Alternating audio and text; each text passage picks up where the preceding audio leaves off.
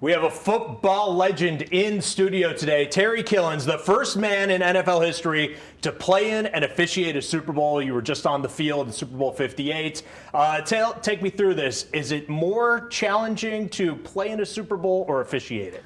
I think it's more challenging to play because you don't know what to expect. At least when I was officiating the game, I knew coming in that there would be a lot of glitz and glamour, a lot of celebrities. But once the ball was kicked off, I understood it was just a football game at that point. And I never once thought, here I am working a Super Bowl. I was just working a football game at that point. Take me back to the point when you realized that you were going to be eligible and you were going to officiate. And did you know right away that this was going to be history and you were going to be the first one to do both? Well, I didn't expect to get a Super Bowl in my fifth year. I knew I had a good season. I worked hard, achieved some goals. Our crew had an outstanding season, but like towards the end of the year, I was like, I could be in the running, but didn't have a clue until I got the phone call. Once I got that phone call, it almost took me back to 2019 when I got the phone call to become an NFL official. The difference is I had not just officials calling me, but family, friends, the people who I haven't talked to. They were calling, texting, emailing, direct messaging, and I just appreciate all the love and support they gave me. It was awesome. And then just being able to work the Super Bowl and share that experience with my family was amazing. When you stepped out onto that field for the first time, this time as an official, did it feel different than when you stepped out there for warm-ups when you were a player, or was it a similar feeling? It was a similar feeling up until kickoff. When kickoff came, the nerves were gone. I was just working football. But leading up to with America the Beautiful by Post Malone, the national anthem by Reba McEntire, I was nervous. I felt the nerves. I was swaying back and forth, kind of like I am now.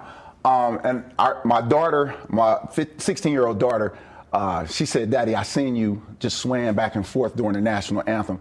And she asked me, "You were nervous, weren't you?" And I told her, yes. I mean, because like I was looking up, I was at this, all the people in this crowd, and I'm looking at all the bulbs going off from the flashes from the camera, and that's when I kind of took in the moment, and here I am. I'm Terry from Kennedy Heights, Cincinnati, and I'm in the Super Bowl. So you get into the NFL, and what is it like being an official and being a former player? Do you see that the players on the field maybe look at you a little differently because you've been through what they've been through, or are you just, I guess I don't want to say the enemy, but are you just the Mr. Official who maybe makes a call they don't like? So a lot of times, a lot of those players weren't even born when I played football, when I was in the NFL. So, they kind of have to go look back, or they'll have somebody on staff who might throw some highlights up there of me when I played, which I got a little bit of that this year. But I think they have a respect because I respect them. We have a rapport, we have conversations out on the field. A lot of you might not see it at that time because it's during, television breaks, commercial breaks, and things like that. But I think they have a respect for me because I have a respect for them, and then we have a rapport just in conversation. What's that rapport like? Like, do you guys messing around with each other? You got inside jokes with guys? What's that like? So a lot of the guys have questions, maybe about a call that was made or not. Or, they want an explanation or something. A lot of times I get a lot of things out of the way in pregame. I'll go speak with them prior to the game starting, and I'll let them know. For example, my position, I'm an umpire, so I watch the offense and defense alignment.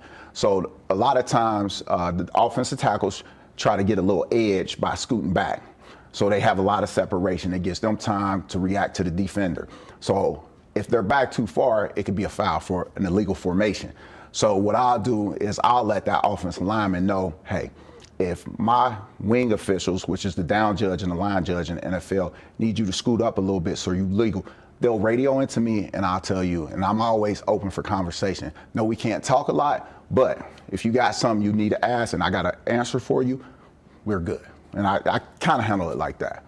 How do you handle maybe a coach or a player who has a friendly disagreement with something that you call, and maybe they're a little loud and enthusiastic about it on the field? How do you keep your composure and be able to work through that? So it's like being married. Like when your wife is all over you about either washing the dishes, taking out the trash, you just listen, and then you just deliver the facts. And you say, "Yes, ma'am," or I'll go, "Yes, sir, I hear you," and I'll leave. You didn't know you were getting life advice while we're also talking football here. I like that a lot. What is your ultimate goal with being an official now that you've been to the Super Bowl? And is it to get back, or what's left on the bucket list for officiating? Well, my ultimate goal is to be great every game that I work. I want to improve. So when our coaches, that's what we call our supervisors, our coaches, when they come with constructive criticism, I take that and I implement it in my game, and I try to get better every week. Like even in the off season now, I'll go to camps and clinics. I'm not involved in them, but it's more for college officials. But what I do is I try to give back in that manner. But while I'm giving back, I'm actually receiving, because I'm kind of teaching them, and I hear what I'm teaching, and I say, wow, well, you know what? I do that. I implement it. I need to keep doing it so I can keep getting better throughout my career. How does someone like you, week to week, get better at officiating? Do you watch film? Like, what's the process? Well, it's just like being a player. We just don't show up on Sundays. So we get plays from our coaches. We get plays from our crew chief, who's usually the referee, which is the white hat. We break down our own film. We watch the film from our game. We have we do self-reviews. We do a lot of things that, especially after the game reviews, that help us, like if we make mistakes or if we see things or even good plays that we want to learn from and get better, we share them with our groups. Because like I might work with a group of umpires, or the referee might have a group of referees that'll get together on a phone call and talk about it throughout the week. And then once round Wednesday comes around, we get grades. So we'll get those grades and we'll break those down, and then we'll move on from at round Thursday, start working on the game for the week coming. What do you find is the biggest misconception people have about referees? That we're perfect. And I'm looking you dead in the eye when I say it. We're not perfect. We're human. We make mistakes. We got to make judgments at a split second where you can sit at home and basically watch it. And if you want to, rewind it on some of these TVs, or the networks can, stop it, pause it, and make it look like something that maybe not be there, and it makes it look a lot worse. But we're not perfect, but we go out there and try to be as best we can, and we do make mistakes. So do quarterbacks, running backs, DBs, and linebackers, and defensive linemen, but we're all human. Craziest thing that has happened to you during an NFL game? One that maybe you look back and you go, did that really just happen? Did we really just go through that? Working the Super Bowl. I mean, I have a group of brothers, it's our crew, and we're very tight. And we have this thing called diffs, do it for the stories. And we have a lot of stories that I probably can't talk about on network television. But, I mean, working the Super Bowl, how much better can it get? What was the craziest thing you saw at the Super Bowl? Did you locked in the game, maybe you see a celebrity off on the sideline? No, the craziest thing was when I'm locked into a play, and I hear, stop the game, stop the game, stop the game. I'm like, for what?